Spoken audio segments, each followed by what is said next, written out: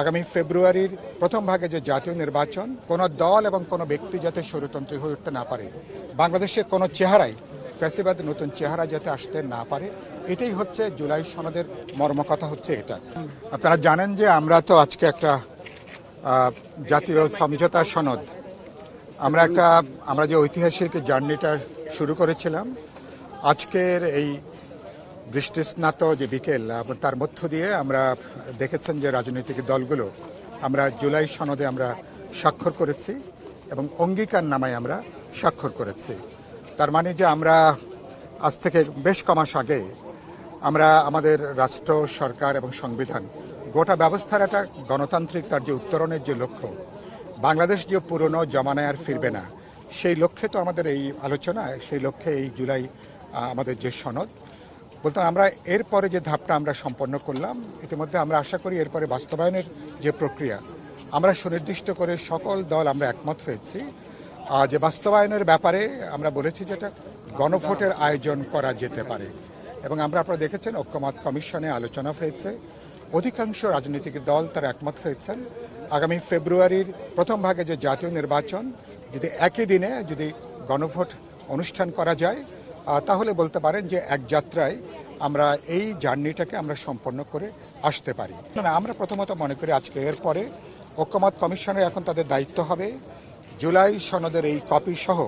ঐক্যমত কমিশনে আমরা যে মতামত দিয়েছি, ওভারওয়েলমিং মেজরিটি রাজনৈতিক দল তারা যে মতামত দিয়েছেন, তারা এই মতামত তারা সরকারের কাছে তারা পাঠাবেন। তো তারা পাঠাবেন দুটো ব্যাপারে, তারা একটা প্রজ্ঞাপন জারি বলি অথবা একটা আদেশ তারা যে জারি করেন। আদেশের মধ্যে তিনটি গুরুত্বপূর্ণ কন্টেন্ট। একটা হচ্ছে যে তারা সেখানে বলবেন যেহেতু রাজনৈতিক দলগুলো জুলাই সনদে স্বাক্ষর করেছেন, তারা অঙ্গীকারনামা স্বাক্ষর করেছেন এবং যেহেতু রাজনৈতিক দলগুলো গণভোটের মধ্য দিয়ে জনমতের একটা মতামত নিয়ে তারা জুলাই সনদ বাস্তবায়ন করতে চান, সে কারণে তারা নির্বাচন কমিশনকে বলবেন যে তাহলে আপনারা একই দিনে জাতীয় নির্বাচনের দিন গণভোটের আয়োজন আপনারা করুন। 2 নম্বর তারা যেটা বলতে পারেন আমরা বিশ্বাস করি, একই সাথে যে আগামী জাতীয় সংসদ যেটা একই সাথে সাধারণ পার্লামেন্ট হিসেবে কাজ করবে, প্রথম অধিবেশন একটা কনস্টিটিউয়েন্ট একটা ক্ষমতা বলে আগামী পার্লামেন্টের তারা কাজ করবেন, যাতে আমরা যেসব ব্যাপারে আজকে সনদ স্বাক্ষর করলাম এগুলো বাস্তবায়নের জন্য ধরুন প্রথম অধিবেশনে অগ্রাধিকারের ভিত্তিতে যাতে জুলাই সনদ আমরা কার্যকর করতে পারি। এবং এর মধ্য দিয়ে মনে করি আমরা বাংলাদেশ যে পুরনো একটা ব্যক্তিকেন্দ্রিক অথবা কোনো দল এবং কোনো ব্যক্তি যাতে স্বৈরতন্ত্রী হয়ে উঠতে না পারে,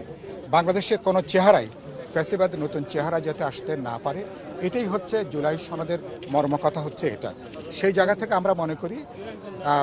সরকারের উচিত হবে রাজনৈতিক দল, জনগণ এবং নির্বাচন কমিশন সবাইকে আস্থার মধ্যে নিয়ে আমাদের আগামীতে